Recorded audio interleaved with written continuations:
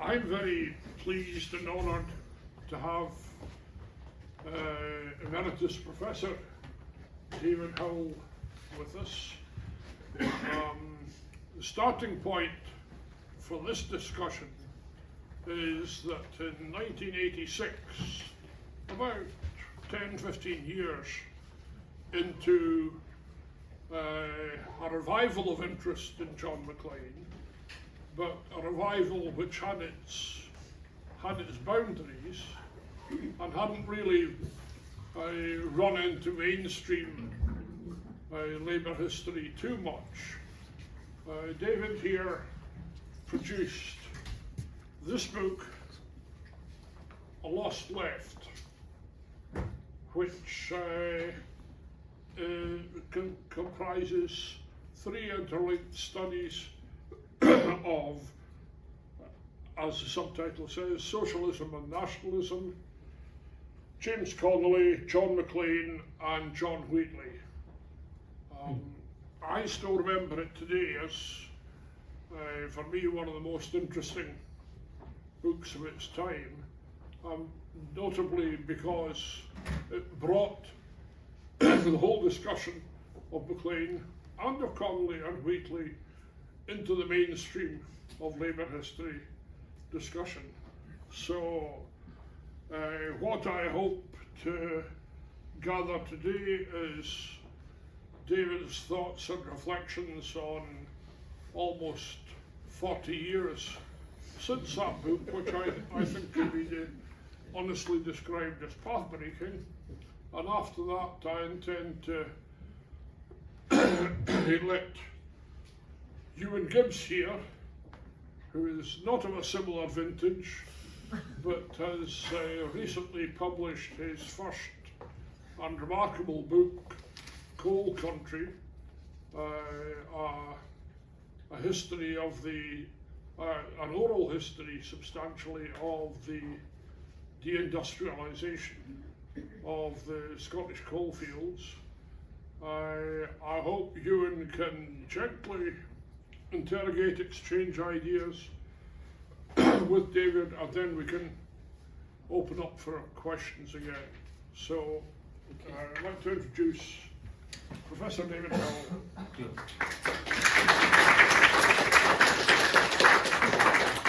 Well, 2 thank yous. First of all, for asking me in the first place, and secondly, all of you for it's been a great day. Can you all hear me at the back? Okay. What I want to do is to begin with some of the background to the writing of that book. In one sense, it began on an evening in May 1982. I went to an academic party in Manchester. It was a very typical one, with cheese and wine and these terribly elevated conversations with lots of footnotes. And I had a few, and I got into a blazing row over the war in the South Atlantic. People tell me it was quite volcanic. I can't remember that much.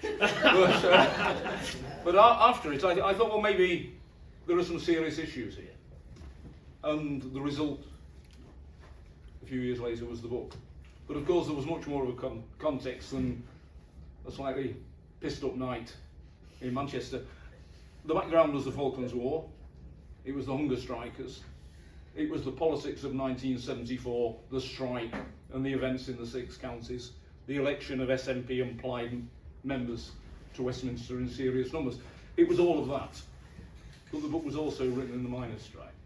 And I think there is something about the quality of the text that demonstrated the optimism of what an earlier writer would have called in a different context, that angry summer. And then the decline down to the last sentences in the book.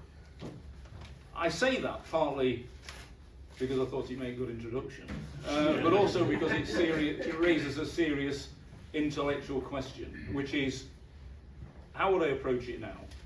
Because the present is a moving floor. We ask different questions, or if we ask the same question, we're likely to get a significantly different answer.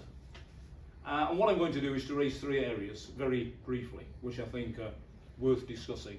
Some of them take us a long way back from a long way away from John Maclean, but I think there's a purpose in that, because what I want to do is to try and place him within some of the complexities of the years, not just since I wrote that book, but the years since he died in 1923.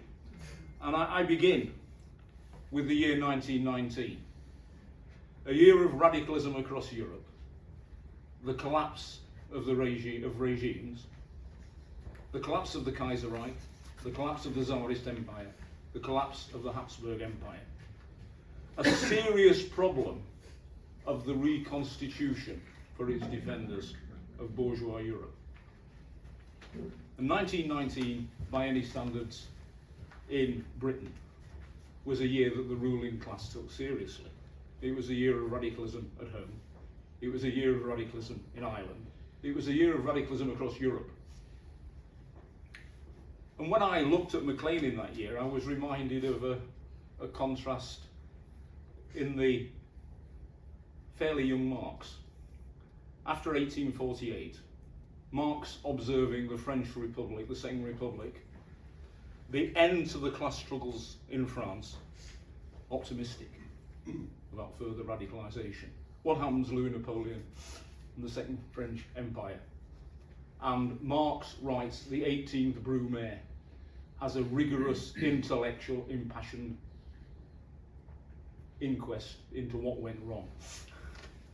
And we can say the same about 1919. For Maclean, placing faith in the miners in the early months of 1919, with good reason. There were rank and file revolts in coalfields as supine as Nottinghamshire. There was the appointment under pressure by the government of the Sankey Commission. There was the discrediting of the coal owners in front of the Sankey Commission. And then there was the fatal division, the first report, which gives the miners something of what they want on wages and hours. And then the second report on ownership, which leads to a stitched up deal. The challenge of the MFGB is finished, effectively. And they go down to defeat in the lockout of 1921. Maclean had faith in the miners. He hoped they would reject the wages and hours deals. Of course, they didn't. And I think was disillusioned when the further campaigns went into the sands. And then there was the rail strike in September 1919, which Maclean is positive about. But of course, this was under the leadership of Jimmy Thomas, the ultimate competent business trade unionist. The rank and file were mobilised. It was a superbly regimented strike, but it was for a limited purpose. And so reconstituting bourgeois Europe, Britain played its part. One of the things that strikes me about that is the quality of the British state, or the character of the British state. When you look at the collapse of the Habsburgs, the Hohenzollerns, the Romanovs, what do we have here? We have continuity. The British state barely changes in 1918. The franchise is extended to all men, most women over 30. The House of Lords continues as it did. The monarchy, recently renamed the Windsors, continued as it did. The democratisation is minimal. It's worth mentioning because of the university and business franchises that if I'd have been an elector in 1918, I'd have had 3 votes. So there's a question of governability, of the containment of labour. Why did that happen? Why were people like Maclean, in terms of the politics of the moment, marginalised? How do we begin to explain that? And it seemed to me here there was a significant contrast that one might want to make, and the contrast is with Italy. Compare Turin with Glasgow in the years after 1919. People thought Turin would be the red Petrograd of Western Europe. The Biennio Rosso, the factory occupations, Gramsci and l'Ordine Nuovo, and then Mussolini. Was fascism in Italy inevitable? I think perhaps not. There was a liberal alternative, which didn't happen. But the comparison of the radicalism of the left and the strategies of the left in Turin and the west of Scotland in the years after 1918 is a comparison that I think intellectually and politically is worth making, because it does offer illuminations on things that happen subsequently. I turn them now briefly to Ireland, because in a sense a lot of it's been said, but I think there are some things that I would want to say, and also things that I want to relate to more recent issues about independence. Maclean in many ways did take an instrumentalist view of national liberation struggles. In that, of course, he was only following in the footsteps of Marx and Engels. Marx and Engels supported the Polish revolt against the Tsarist Empire in the 1860s because they thought that it might damage Tsarism. Marx, basing on the information that he got through Engels from the Mancunian Irish network, believed that the Irish land question at the end of the 1860s could have a significant effect in the destabilisation of the British state. It's worth remembering that even on the limited issue of Irish Home Rule, before 1914, the British right were quite capable of getting into hysterics about the threat to empire. So there was a real sense in which arguably the left's hopes were in some ways the establishment's fears. But one or two of the things that I would want to say about the Irish question is, first of all, Irish success in 1922 stands alone in Europe. It was the only case of a liberation from a victor state. Everything else, all the other frontiers that changed in Germany, changed in the territories that had been losers in the war. So that marks it out. It's also worth noting that the secession made it easier for the Tory party to win elections because it removed 80 seats from the Westminster Parliament that would never have supported a Tory government. And if you, looking at the question of the governability of Britain in the 1920s and 1930s, that's actually part of the answer. Maclean was very aware, of course, that Sinn Féin, or a Sinn Féin island, was far removed from conservatism, from socialism. But what you got in the 1920s, after 1922, was economic and social conservatism of a very thorough kind. And outside the 6 counties, organised labour, in most places, most of the time, is not strong. 1913 had been a heroic moment, but it ended in defeat. The Irish Transport and General Workers Union during the War of Independence became strong in many rural areas. One of the first things that happened under the Free State government is that strength is shattered. Two of the things that are perhaps worth reflecting on that Maclean, like Connolly, said very little about the northern working class, or at least the unionist part of it. That is a lacuna in his thought, as it was a lacuna in the thought of James Connolly. And the other thing which was raised in Steve's paper, which fascinates me, is the relationship between Maclean and Larkin. Remember, Larkin was out of Ireland from 1914 until not long before Maclean died. But this relationship is significant, and I think there are comparisons there about the two as Labour leaders. One of the reflection that comes from this, and it's to do with Maclean and this debate we've had about Maclean and Scottish nationalism. We often remember the Clydeside members outside St Enoch Station in November 1922 getting the night train to London. The train they went on went over the tracks of the Glasgow and South Western Railway. South of Carlisle it went over the Midland Railway. From January 1923 it is all the London, Midland and Scottish Railway. There are no independent Scottish railway companies. And I think in terms of the focus on the British state, that centralisation, that sort of amalgamation, which is not of course restricted to railways in the 1920s, is of some importance. The second point, of course, is that in the mining industry, it's the coal owners who are the home rulers. It's the coal owners who want low wage rates in Scotland and Wales and some of the English coalfields, but not in Yorkshire and the East Midlands.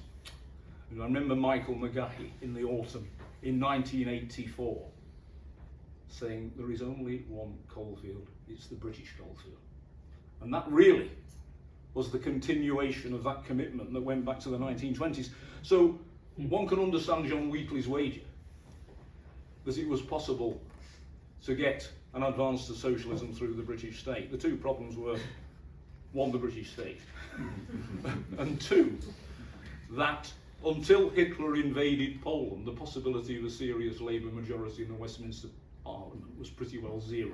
I mean, all of the psephology bears that out. So those are the questions that I think one has to raise. There has to be one addendum, which is I've always been impressed by the sang-froid with which the British state and establishment carried off the loss of most of Ireland. Very striking. The obvious question is, if there was another secession now, would the response be the same? And I'm inclined to think not. That it would strike a far bigger blow, thank God, on the British state than the Irish managed to do in the 1920s. I want to turn to something in the end which may seem a bit far out, but I think is not. Let me do my one bit of audience interaction. Has anyone heard of James Bain? Does the word name James Bain ring a bell? Okay. James Bain was born in Dundee in the 1860s, a city that symbolised empire.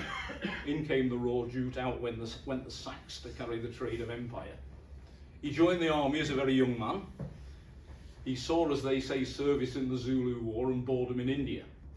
He then came back to Edinburgh and joined the socialist circle around the Reverend Glass. He became very influenced by William Morris. By 1890, he's on his travels again. He ends up in the Transvaal, organising the workers in the mines.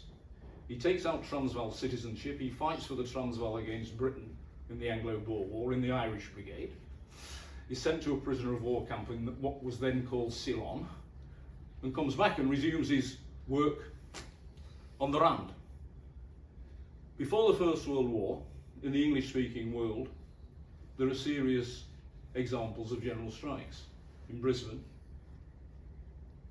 in parts of the United States, the Dublin lockout, and in South Africa. There are general strikes in South Africa, in Johannesburg in 1912 and the beginning of 1913.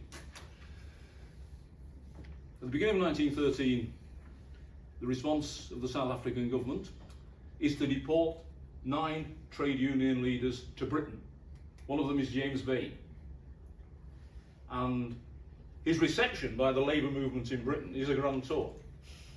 It's widely covered in Justice. That's why I know Maclean at least knew about it. He came to Scotland then, not least to see his family. Maclean may have met him. And this campaign lasts for several weeks. They eventually go back to South Africa later in 1914. Bain dies there in 1919. But the crucial point I want to make is that this was the English-speaking Labour diaspora who fought for trade union rights and trade union conditions, and one of the planks in their platform was that it was for white labour. This was also an exclusionist policy. And in looking at the labour movement of which John Maclean was a part, not him, but the wider movement and the wider working class, that white exclusionism was embedded in the life of many families. Remember Australia as well.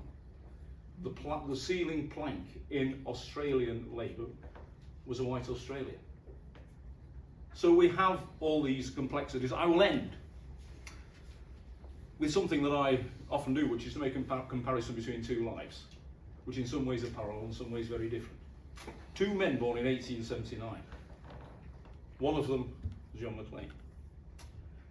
The 2 men died in the early 1920s. 1923, John Maclean. 1921, the other man. The other man was called Thomas Ryan. He was the son of Irish post-famine refugees to Victoria in Australia. He became educated, like Maclean. He became a school teacher. He became a lawyer. He became the Premier of the state of Queensland in 1915. And Queensland, in many respects, in the years that immediately followed, was the most left-wing government in the world. They reformed labour relations. They set up publicly run industries. They set up a large public retail sector. When Billy Hughes attempted to introduce conscription, Queensland objected. He tried to ban their pamphlets. They read it all into the Queensland Hansard, their objections to conscription. They called out the state militia to guard the printing presses so that the federal government couldn't come and confiscate it. So, by most standards, Ryan, the son of impoverished Irish migrants, was a radical. But Queensland Labour was at the forefront of white Labour only. And this is the sort of paradox that I'm trying to say. If you look at Maclean's generation, and look at the prospects for the wider Labour movement, the wider socialist movement of which he was a part, those are the sorts of paradoxes we have to address. There are no simple answers. I'll leave it there, and we can discuss it. We'll come up with some answers.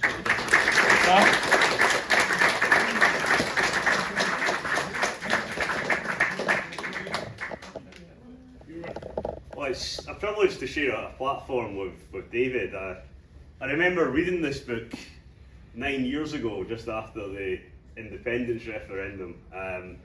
I was trying to write a PhD thesis at the time in which Michael McGahey was actually one of the main characters, incidentally, about deindustrialisation in the Scottish coalfields. And this book convinced me of the centrality to understanding the link between class consciousness, political strategies that range from moderate reform to revolution, and national orientations and relationships to the British state. David used the phrase containment, but I would like to suggest that we could push that further towards what Ralph Miliband might term incorporation, in fact. And when we think about a figure like Wheatley, we have knowing incorporation. We have incorporation that's bargained on terms that Labour Party and trade union leaders judge to be the most favourable available, and that is the dominant orientation within the British Labour movement. That is the orientation that John Maclean rejects, which I'm going to suggest is one of the reasons that we're here today, in fact. I think that period in time, the period immediately after the First World War up to the mid to late 1920s, is absolutely crucial to making the next century in Britain. It's the point of franchise extension, and if we follow Malcolm Petrie's recent important monograph on popular politics in interwar Scotland, it's also the point where modern machine national electoral politics takes hold. It's the point where the Labour Party is organised and disciplined on a national level, and that is crucial, I think, to that model of incorporation and the dominance of parliamentary politics that emerges from that. It's also, as David alluded to, a point of major economic change. It's a point where the heavy industrial regions that had been at the cornerstone of Britain's economy, particularly Clydeside, enter sustained depression and become relatively poor areas of the country that people are leaving in droves, which significantly weakens that form of locale-based radical politics that had existed in the Labour movement before the world that had produced figures such as Maclean.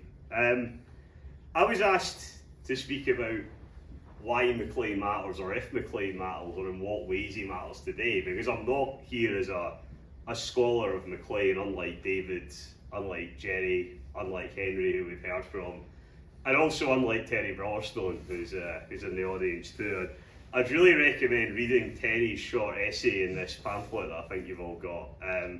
It's a thoughtful contribution on what Maclean means after the Cold War, after Leninism, and after the industrial working class has disappeared to numerical insignificance in many ways in contemporary Britain.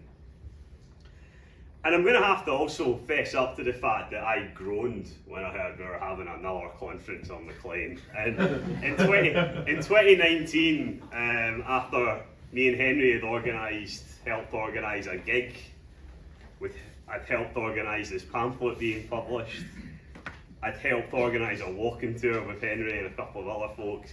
I vowed that I was never doing anything like this again, and yet here I am. Here I am. I helped run an event at Glasgow University last night that around 100 folk attended.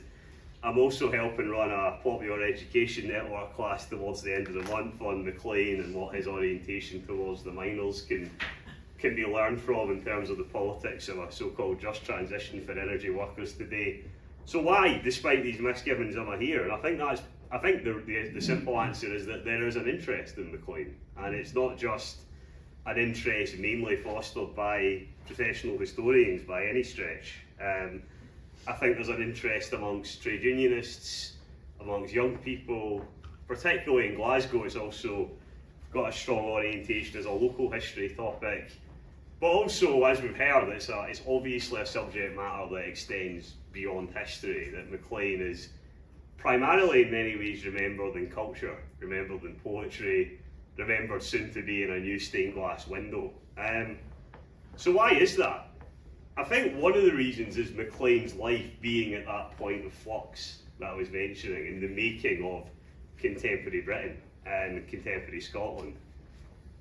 Maclean's own vision had failed really within 3 years after his death, I would argue. That I think the possibilities of a Labour movement that rejected parliamentary politics were pretty unlikely by 1923, as David has alluded to. But nevertheless, it was the decisive defeat of 1926 that led to that clear demarcation between the industrial and the economic in the Labour movement. And by 1929, the election of a second Labour government had also solidified, I think, commitments to what we can broadly think of as a parliamentary road to socialism. By that point, Scottish constitutional radicalism was also highly peripheral. Yeah, it's Maclean that we're here remembering today, as was pointed out. This isn't a John Wheatley conference, as was asked about in the morning. I think John Wheatley today is primarily remembered by the Wheatley Group, a housing organisation that ironically has origins in the privatisation of lots of housing stock, which is not really a fitting tribute to a pioneer of public housing. But I think that is actually at the root of Maclean's appeal, that Maclean represents the potential of a road not taken for those of us with misgivings about the British state, the politics of the Labour movement and the organisation of the economy and society. I think Maclean has two important spheres of influence that matter at least into the late 20th century, maybe into the present. One of those is life's work as an educator, which has been alluded to in several talks already today, and Catherine did a great job discussing the Scottish Labour College, so very helpfully provided an overview of Maclean's activities, educating thousands of trade unionists cumulatively, primarily from the engineering industry, shipbuilding industry and the mining industry, in public speaking, but also, I think very importantly, in a grounding in Marxist economics. And we even saw that in Maclean's speech from the dock, that was so well read out by Tam earlier, that actually, we talked about earlier as well Maclean's Highland background, but lots of those comments on the Highlands were lifted out of Marx's Capital as well. And that speech was widely distributed afterwards. It was written not just to be listened to in the courtroom, it was written to be read afterwards and studied. The men, and they were primarily men, that Maclean educated had a strong role in Scottish trade unionism, especially in the mining industry, well into the post-war era. There's a book that's worth reading called Militant Miners, most of which is an oral history of mining in East Fife, in particular the links between mining and communist radical politics. The main contributor, David Proudfoot, was still active in mining trade unionism in the 1960s, and he narrates his experiences of education at the Labour College more than 40 years before, and he was just one of a large number that took those lessons forward and applied them themselves in their own forms of education. So what does this look like? I think that Maclean's influence is visible in particular in the 1970s in figures such as Jimmy Reid, who, as leader of the Upper Clyde shipbuilders working in 1971-2, articulated a highly moralised brand of Marxist objection to the workings of market forces, to unemployment and deprivation in industrial communities, and also to the actions of the British state in enforcing these measures on the Clyde through cuts to shipbuilding and subsidies. Reid cut a Maclean-inspired figure, I would argue, a working class autodidact, and he was elected as rector of Glasgow University by the students, incidentally the institution that Maclean had graduated from in the 1900s. In the 1970s, both the Student Representative Council of Glasgow University and Linwood Car Factory's TGWU branch both had banners that embellished Maclean on them. So the idea of Scotland as a centre of working class education and radicalism flowed through society at that point in time. And I think that's visible in the politics of that period, and in particular industrial disputes in which workers occasionally articulated a spirit of internationalism, as we saw in the East Kilbride dispute, which I think you've probably all seen the film They Pass Around by now, but an important episode in working class radicalism which bears the imprint of a tradition that I think Maclean was formative to, in instilling particularly Scottish skilled engineers in the armaments industry to take collective action, not just in their own immediate interests, but in the interests of the international working class. There are other stories on these lines, for instance, Glasgow shipbuilders being flown out to help repair a stranded ANC ship in the Atlantic that was supplying South Africa at that point in time, is another episode that I think bears the imprints of Maclean's politics and influence, a tradition that he contributed to. I think also a politics of working class courage and defiance and the questioning of private property become important parts of Scottish politics that Maclean contributed to. I think the UCS occupation is an example of that. The occupation of the Caterpillar tractor factory in Lancashire to stop its closure in 1987. 3 occupations that Andy Clark has written about that were led by women workers in the early 1980s give a distinct sense of a questioning of the rights of capital that I think bear imprints of Maclean. But I think Maclean is remembered in another respect. Maclean is remembered as the accuser of capitalism, as a prophet but also as a martyr. I think the beginnings of this are very early. I think as soon as Revolt on the Clyde is published by Willie Gallagher in the mid-1930s, you have that sense of Maclean as a prophet who was unfortunately ignored by feckless trade unionists such as himself, in the line, we should have been organising a revolution when we were organising a strike. And Maclean is positioned as the figure who constantly warned the workers of the need to organise a revolution during and after the First World War. Tom Johnson, the editor of Forward, who would go on to become an ILP MP and later Secretary of State for Scotland, wrote contemporaneously about Maclean when he was in prison that the blood of martyrs is said to be the seed of the church, and John Maclean's dramatic sacrifice may do more to shake up the brains of the working class than did John Maclean's years of educative propaganda for socialism. I think it is notable that if we think about the 2 moments where worker mobilisations were specifically behind Maclean, it was when he was released from jail and his funeral after he passed away, where, going on the quoted figures, more than double the number of people who'd voted for him in the recent election, the Gorbals turned out to pay their respects to him. I think it's in this guise that of defiance of a moral arbiter and opponent of the state and the market that Maclean is perhaps best known today. I think that has origins as well in the defiance of law and order. I think in particular the poll tax non-payment campaign of the late 1980s and early 1990s resonated strongly with the spirit of the rent strike in Red Clydeside, but Maclean in particular became a key figure in understanding that to the activists involved. When I interviewed a former anti-poll tax federation activist well over 10 years ago now, when I was doing my undergraduate dissertation, he explained to me in no-nonsense terms that a lot of us spent a lot of time getting arrested. That was his description of stopping the legal valuation of debtors' goods in the context of the poll tax. Obviously we then have, and Henry did allude in his speech to the dangerous farcical attempts to replicate Maclean, but we have Tommy Sheridan running for election from prison in the early 1990s, which I think is very reminiscent of Maclean.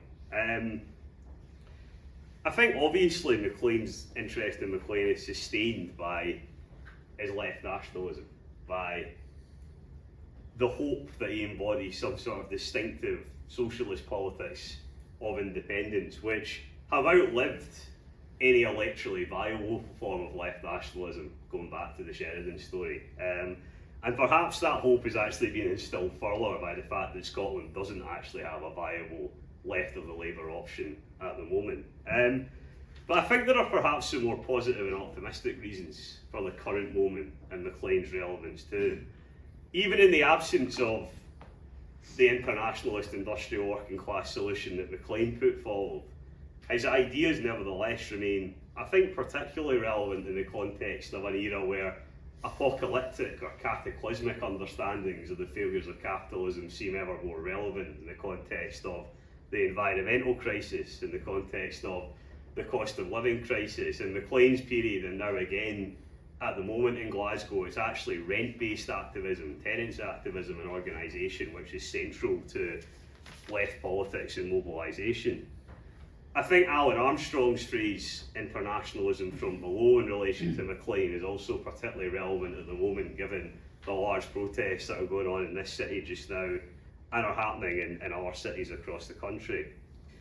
I think Maclean is also convenient in many senses because he was never narrowly tied to one tradition.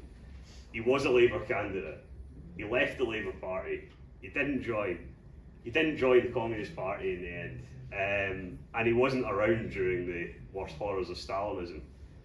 So he's mobile and useful from that point of view. But I think as well there's a continuing enduring appeal, especially to the self-image of Glasgow, of an educated working class socialist who embodies a spirit of defiance. And I think that's probably the most seductive factor of Maclean and why he's been so appealing to quite a broad range of traditions and activists on the left. Thank you.